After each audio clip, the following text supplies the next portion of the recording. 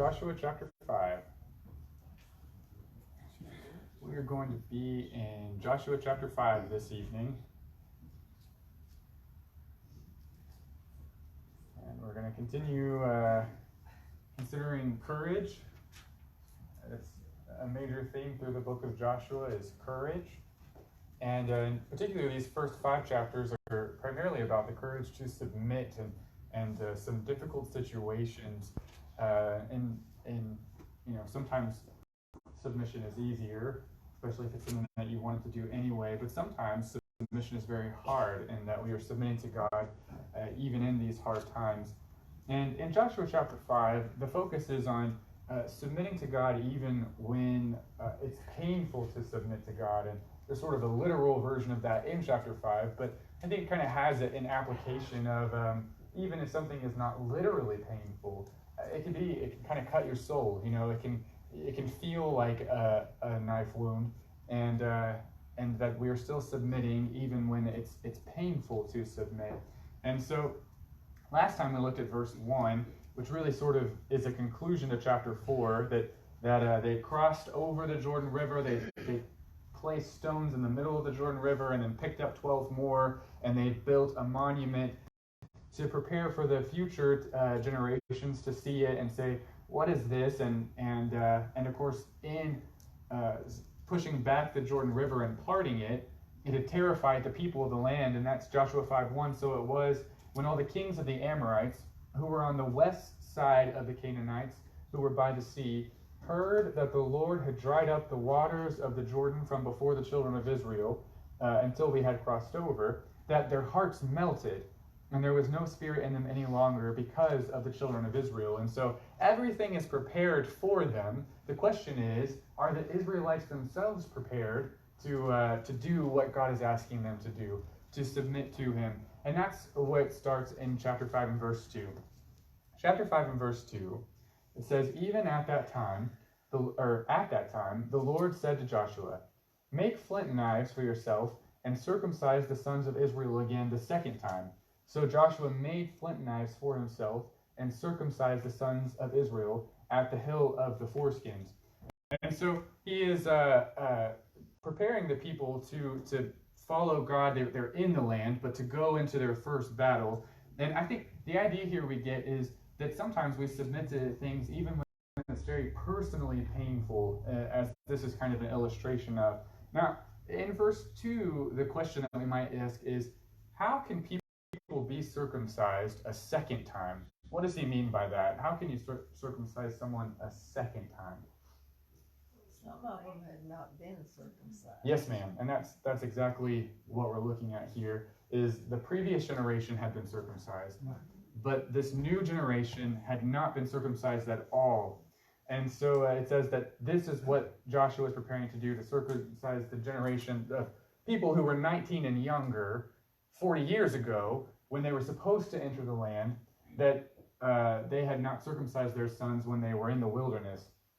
And so verse 3, it says he circumcised them there at a place that they're calling a hill. Now, what does the idea of a hill emphasize in this description here?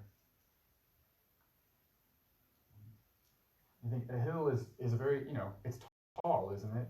And so you're thinking there's all of these people and all of this time that they're going to spend doing this and all of this effort that they're going to have to expend. It must be worth it. They must be doing something very important. And really, this is the first thing, other than building the 12 stones, the monument at the end of chapter 4, this is really the first thing they do in the promised land. Why start here? What is so significant about this circumcision now that they're in the promised land? And that's kind of what he's going to get at when we start in verse 4. He says, and this is the reason why Joshua circumcised them. All the people who came out of Egypt who were males, all the men of war, had died in the wilderness on the way after they had come out of Egypt, for all the people who came out had been circumcised. But all the people born in the wilderness on the way as they came out of Egypt had not been circumcised. For the children of Israel walked 40 years in the wilderness of war, 40 years in the wilderness, till all the people who were men of war, who came out of Egypt, were consumed or destroyed is kind of the idea there, because they did not obey the voice of the Lord, to whom the Lord swore that he would not show them the land which the Lord had sworn to their fathers that he would give us, a land flowing with milk and honey. And so, sometimes we have to submit to God, even if submitting means that it's going to hurt us in some way. We're going to feel that kind of pain of giving something up or letting go of something. And sometimes that doesn't feel fair, because you think, well, really, this really should be somebody else's problem already. Someone else should have already taken care of this.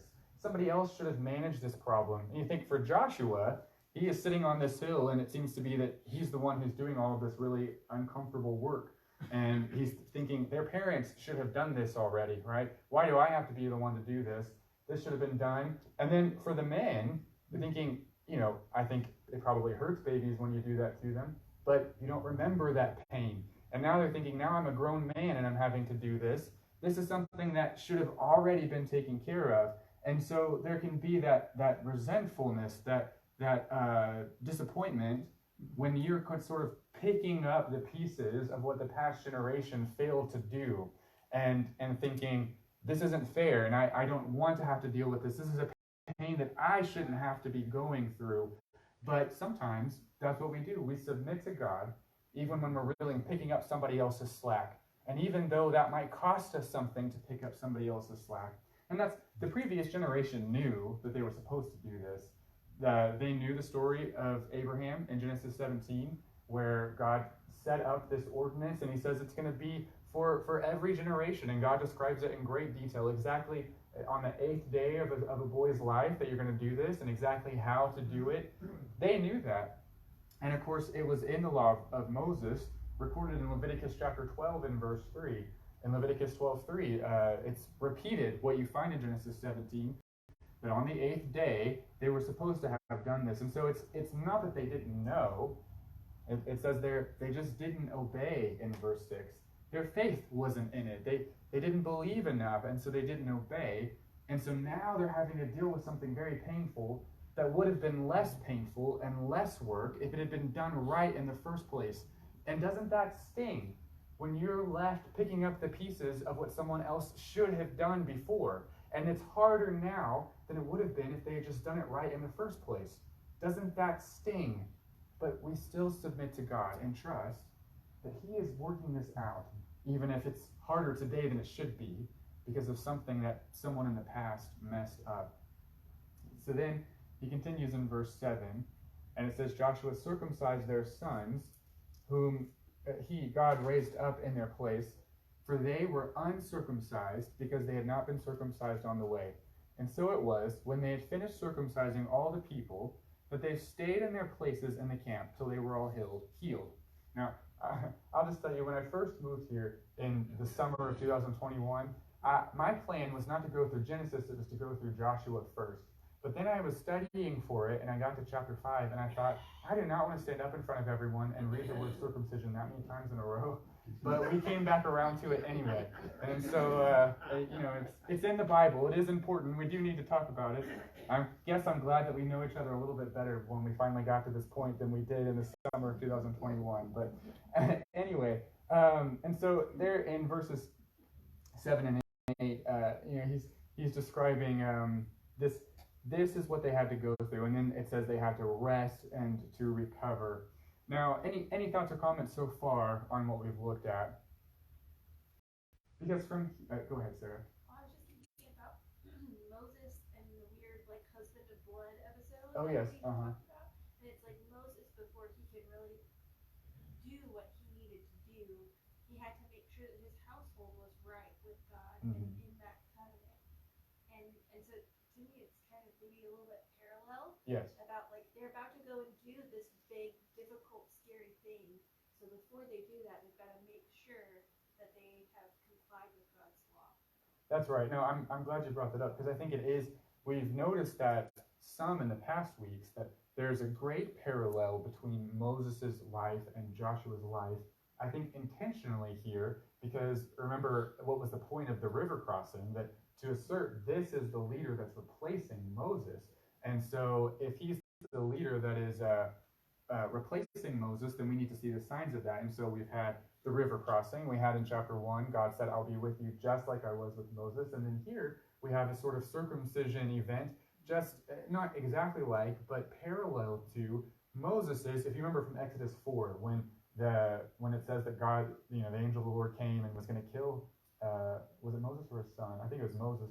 And his wife ended up circumcising his son to solve the problem, and that was it. That's what needed to happen. And there's sort of, as Sarah was saying, this idea that Moses had not gotten his house right. He himself was probably circumcised, but he had not done it for his own son, and that was a sign that there was a little bit of a lack of faith there, that he wasn't fully committed. And God is saying, you cannot be the leader of these people if you're not fully committed to what we're doing. And now he's kind of saying the same thing, not to Joshua, but to these people. They have not fully committed, and God is asking them to fully commit. Yes, ma'am. I'm thinking about, I understand what you're saying whenever you said, sometimes it's painful when we have to pick up the pieces other people didn't do. Sure. But I always try to look at myself whenever I read, how does this apply to me personally? Mm-hmm. And I was thinking about, reading ahead, I believe the next chapter's about the actual Jericho. Mm-hmm.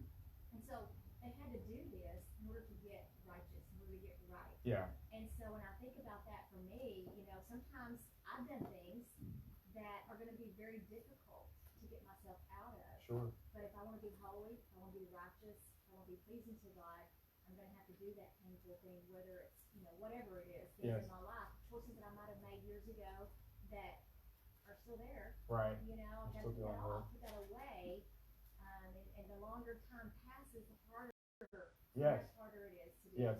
That's kind of how I think about this. Is they're getting ready to be righteous, to do something that God wants them to do, but we also have to be willing personally to do this. Mm-hmm.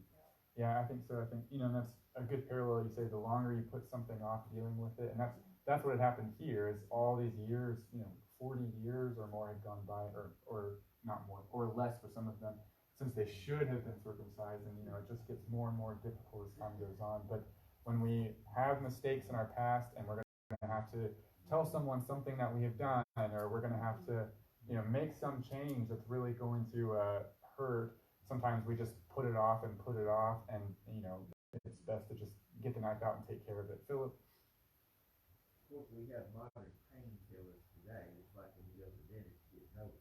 Right.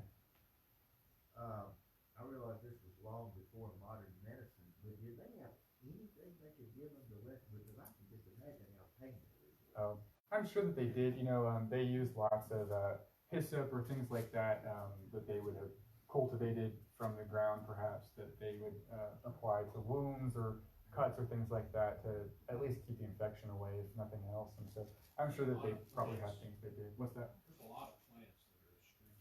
Yes, yeah. We have them growing right up here. We just don't use them that way anymore, but they would have known about The things like Indians know how that. to use it. Yeah. They taught some of the early settlers how to use it. Right. So, I'm not sure that actually happened though, because remember whenever Jacob's sons yes. required the Yeah, when they asked that town to circumcise themselves, and they came in and slaughtered them all. That's how they went in. Yeah. Because they were all just, In pain.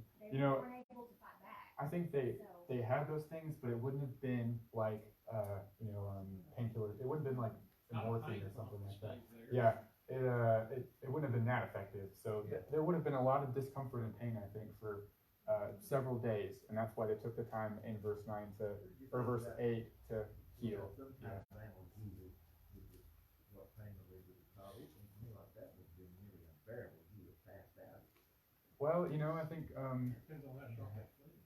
people have people can deal with women today still give birth without epidurals and things sometimes, and so people can deal with a lot of pain if they have to, and that really, I think, does lead nicely, Philip, into the idea that verses 9 through 12, it was worth the pain. And that's really, whatever painful changes God might ask us to make, he always makes it worth it. Notice in verse 9 it says, "Then the Lord said to Joshua, this day," and so the day that they went through this painful event, "this day I have rolled away the reproach of Egypt from you. Therefore the name of the place is called Gilgal." And Gilgal just means rolling. And so it's just representation of that idea that he rolled their reproach away. The name of this place is called Gilgal to this day. Now, it's interesting because we think from a New Testament perspective, we read the word reproach and we think sin, and of course that's sort of the picture that he's building. But it's interesting because he doesn't say the reproach of sin. He says specifically, "I have rolled away the reproach of Egypt." And what is why specifically, or what's the significance of Egypt's reproach on Israel? Why would he say that specifically, the reproach of Egypt?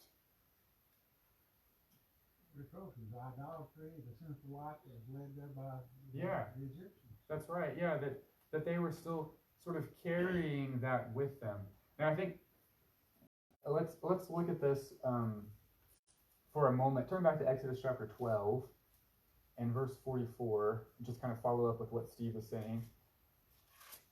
Exodus chapter 12 and verse 44.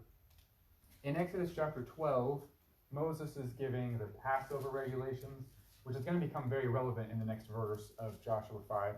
He's giving the Passover regulations, and he says in Exodus chapter 12 and verse 44, he says, "But every man's servant who is bought for money, when you have circumcised it, then he may partake of the Passover."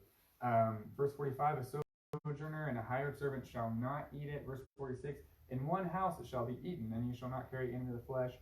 Let's see, I'm sorry, that's, yeah, well, the idea, somewhere down here, it says that everyone who partakes of it must be circumcised, and that's the idea of verse 44. To partake of the Passover, you had to be circumcised. You couldn't partake of it if you weren't. Well, the Egyptians sometimes did that, but most of them didn't, and so the Egyptians couldn't partake of the Passover. And it's kind of implied because they weren't in this covenant with God. They weren't in the covenant that circumcision put you into. And that's uncircumcision here is sort of a representation of the leavened bread. You remember in the Passover, they couldn't partake of any leavened bread. They had to eat everything unleavened because they were going to be packing up and moving really fast, and they didn't have time to bake it and to let it rise and such. And so, and leaven is both in the Old Testament and the New Testament sort of normally used as a representation of corruption. You remember what Paul said in, well, we're here in Exodus 12, so let's stay there first. Notice Exodus 12 and verse 17. In Exodus 12 and verse 17, as he's given us Passover regulations, he says, "So you shall observe the feast of unleavened bread, for on the same day will have brought your armies out of the land of Egypt. Therefore you shall observe this day throughout your generations as an everlasting ordinance. In the first month, on the 14th day of the month that evening, you shall eat unleavened bread until the 21st day of the month that evening." And so for that whole week, they didn't eat any leavened bread. "For 7 days no leaven shall be found in your houses, since whoever eats what is unleavened, that same person shall be cut off from the congregation of Israel, whether he is a stranger or a native in the land." And then verse 20, "You shall eat nothing leavened in all your dwellings. You shall eat unleavened bread." And so there's sort of this, it's very serious to God that in this 1 week they don't eat anything with leaven in it. And that becomes a picture of keeping corruption out of your life. And that's the point that Paul makes in 1 Corinthians chapter 5. And if you remember, 1 Corinthians chapter 5 is where Paul is talking about the sin of the man who has his father's wife. And he's saying this is not even named among the Gentiles. But he goes on in chapter 5 and verse 6, 1 Corinthians chapter 5 and in verse 6, and you can see how he takes these ideas and he ties them all together for us. He says in 1 Corinthians chapter 5 and in verse 6, "Your glorying is not good. Do you not know that a little leaven leavens the whole lump?" That's, one bad apple will spoil the whole, bushel.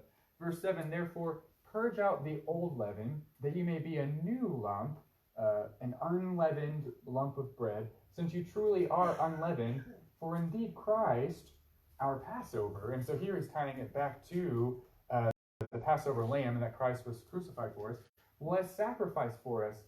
Verse 8, "Therefore let us keep the feast, not with old leaven, nor with the leaven of malice and wickedness, but here unleavened bread of sincerity and truth." And so in this Passover celebration, which like I said is very relevant in the next verse of Joshua when we get there in a moment, in this Passover celebration, they didn't eat leaven because that became a representation of corruption from things of the outside. And so what Steve was saying, that the Egyptians had idol worship, the Egyptians participated in sins. And so as the Israelites are coming out, God is saying, we've got to get rid of the leaven. We've got to cut it out. We've got to make a new lump. We've got to purify and make holy, like Melanie was talking about earlier. And so the circumcision was a representation of getting rid of all the evil that they had absorbed in Egypt. It's just like cutting the leaven off, or getting rid of the leaven, making a new lump. Circumcision was sort of representing the removal of the corruption that the Egyptians had given them. And so when you get to verse 10, Joshua chapter 5, verse 9, he says, I've rolled away the reproach of Egypt from you. That's what he did through circumcision. That's sort of how God made that happen, put them into that covenant relationship. In verse 10 then, he says, now the children of Israel camped in Gilgal, and they kept the Passover on the 14th day of the month at twilight on the plains of Jericho. Now, why, and this, I think this is significant for kind of tying all this together, the circumcision and the Passover. Why at twilight? Does anyone remember why twilight was the moment that they partook of the Passover?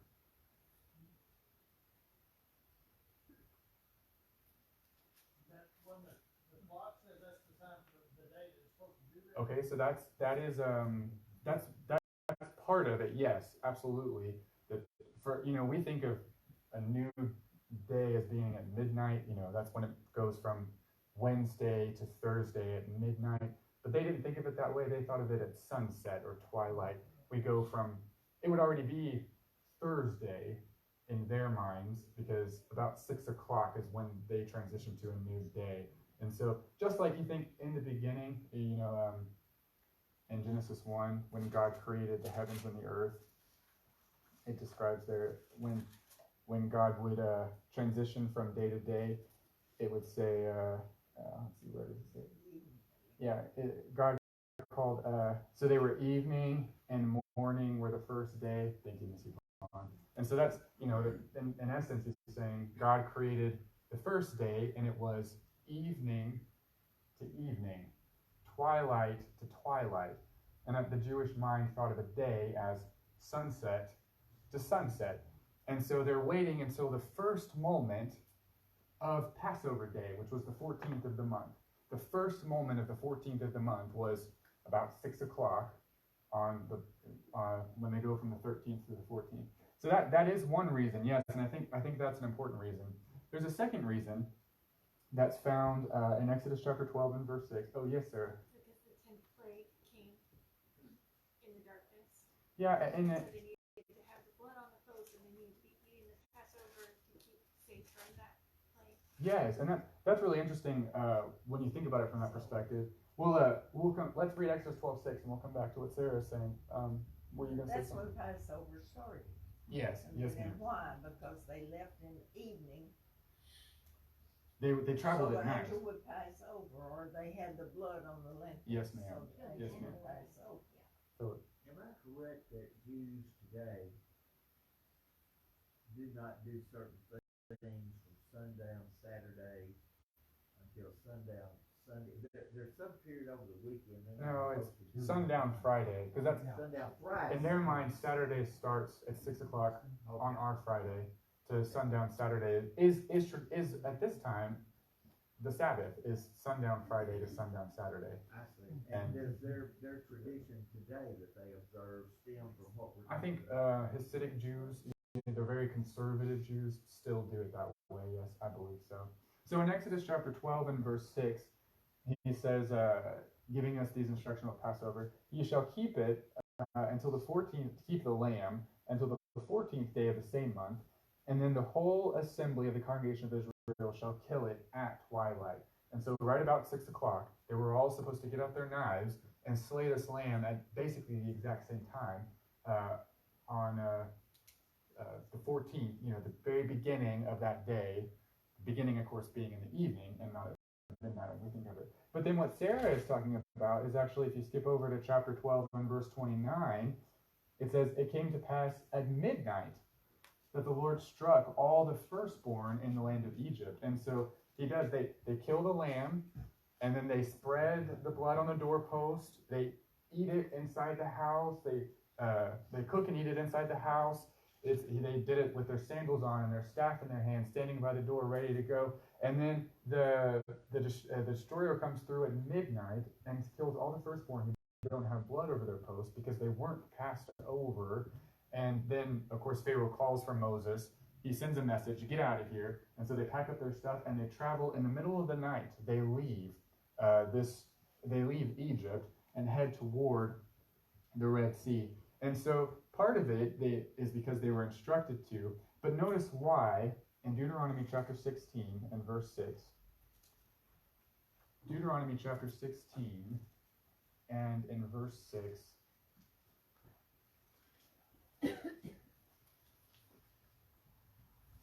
In Deuteronomy 16:6, Moses is reviewing the Passover, teaching it to the new generation who we are with Joshua.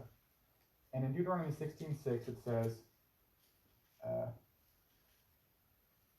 they're going to sacrifice the Passover. That's what it says in verse 5. Sacrifice the Passover at the place where the Lord your God chooses to make his name abide.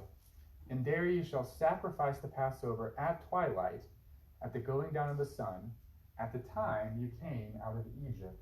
And so, in essence, he's saying that when they do it during Joshua's time, and that's what Moses is preparing them how to do it once you're in the land with Joshua, that it reminds them, this was the exact day, 40-something years ago, and then every year, back and back. This was the exact day, in fact, the exact moment that the first Passover was observed. This is the exact day that you left Egypt. And so he said in Joshua chapter 5 and verse 9 that the circumcision rolled away the reproach of Egypt. God doesn't see that reproach anymore. That's the grace and mercy of God. And then very quickly they celebrate the Passover where they are remembering how they left Egypt behind. And so it's just sort of this one after another. We used to be there. We used to participate in their idol worship. We used to participate in the sins that they participated in. We used to do all the things that Egyptians did. But there's reminder after reminder that we have left them behind. The circumcision we're different than them. And I think it's also practical, because remember we looked at, you couldn't partake of the Passover if you weren't circumcised. And so you have a whole generation of people who couldn't partake unless they did this first.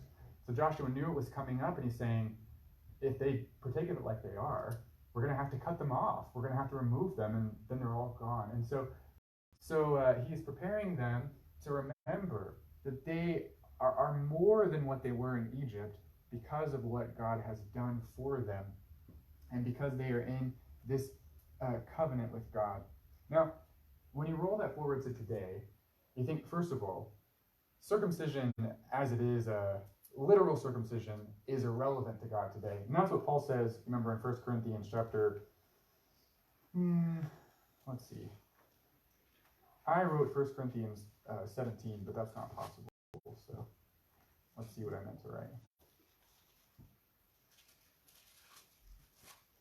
There's only 16 chapters in 1 Corinthians.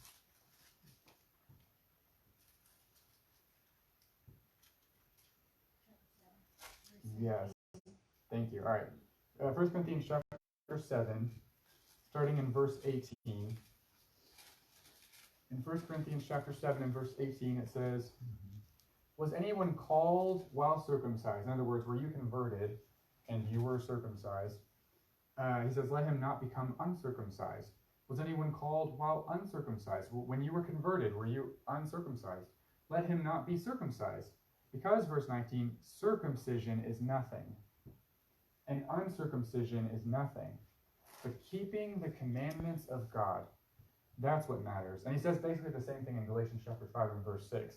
God doesn't care today about our physical state as far as that's concerned. What he cares about is what Moses describes in Deuteronomy chapter 10 and verse 16. He calls it the circumcision of the heart. You remember what Moses said there in Deuteronomy chapter 10 and verse 16? He said,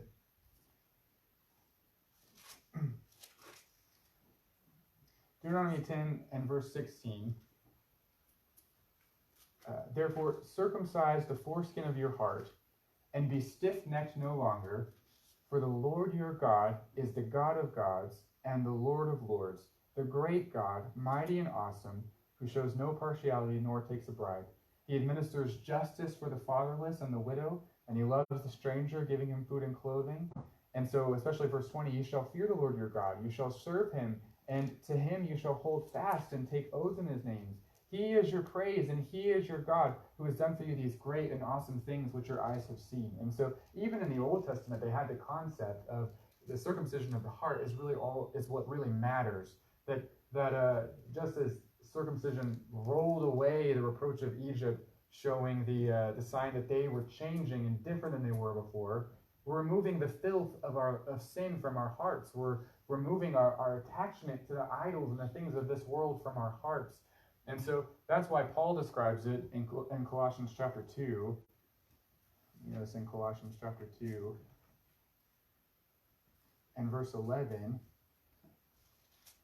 Colossians 2:11, he says, in Christ, you, that's the Christian, you were also circumcised with a circumcision made without hands. And so that's not a literal circumcision. By putting off the body of the sins of the flesh, we are removing sin from our lives by the circumcision of Christ. And then what is the circumcision of Christ? He says that in verse 12, buried with him in baptism, in which you were also raised with him through faith in the working of God. Isn't that what Moses said in Deuteronomy 10? He said, haven't you seen how great God is, how good God is, how the mighty power and wonder, the things that God has done? When you see the mighty working of God, you believe, and then you do what he says, and specifically what he tells us is to be buried with him in baptism. And that's the moment when the blood of Christ washes our sins away, when the reproach of sin is rolled away from us. Because it's not a literal circumcision, it's the removal of that sin from our hearts. It's the removal of that from who we are, and it doesn't come, and you think, they could not partake of the Passover if they weren't circumcised. They could not go any further in the land and destroy Jericho with success if they weren't first circumcised. And that's true of us. We cannot have success as people if we are not first circumcised in our hearts, specifically through baptism. That is essential in order to be, as he says, raised up with Christ, to have faith in the working of God who raised him from the dead. All right, now very briefly, any thoughts or comments on that? All right, back in Joshua chapter 5. When I saw the assignment for tonight with the curriculum, I was like, oh, it's really only 12 verses. That's going to be easy. And then I got into it, and it's like all of these big circumcision and Passover, and then now manna, and that's kind of a big thing in and of itself. But we'll try to make it real brief. I was surprised by how much there was in this chapter, but it says in verse 11, and they ate of the produce of the land on the day after the Passover, unleavened bread, because they're still partaking of the Passover, the week of unleavened bread, and parched grain. And so that they just roasted it on the very same day. And so you have on the 14th, they would take a Passover. On the very next day, they're eating of the produce of the land.